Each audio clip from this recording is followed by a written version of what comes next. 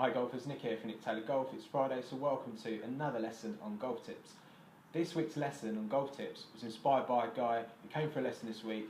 He was struggling with his driver. He was pull hooking it, and his main concern was his grip. He thought his grip was too strong, causing him to hit the ball to the left. And if anything, his grip was a little bit too weak. So in today's lesson, we're going to talk about the wrist position, how key that is in the golf swing. So you hear a lot about the extension of the wrist or cupping of the wrist as you go through.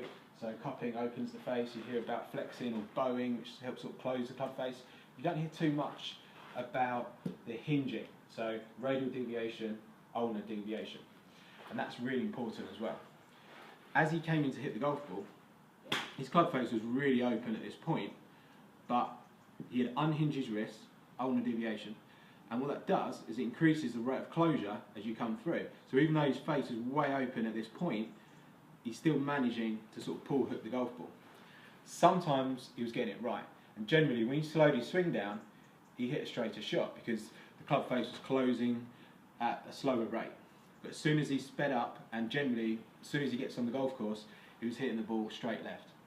So, and the reason was his club shaft was coming in too upright, wrist unhinged, rate of closure increases.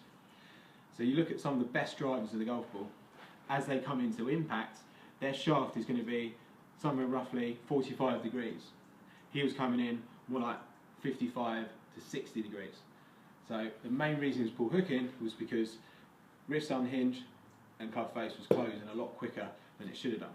So we started off with irons with him, and we practiced hitting some sort of 9 irons and just tried to get the feeling of keeping this angle the same as it goes through. So you can see here the angle I've got at address, this angle here, just trying to sort of maintain it as he goes through, as he was going there, closing the club face. So we worked on with some irons first of all, then we moved on to the driver.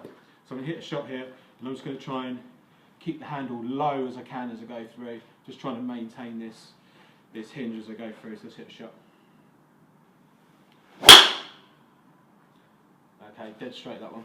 So all I was thinking about there was just trying to keep the handle low, trying to keep the exit to the left, and hopefully that'll help you hit the ball a lot straighter. So golfers, give that a go. Let me know how you get on.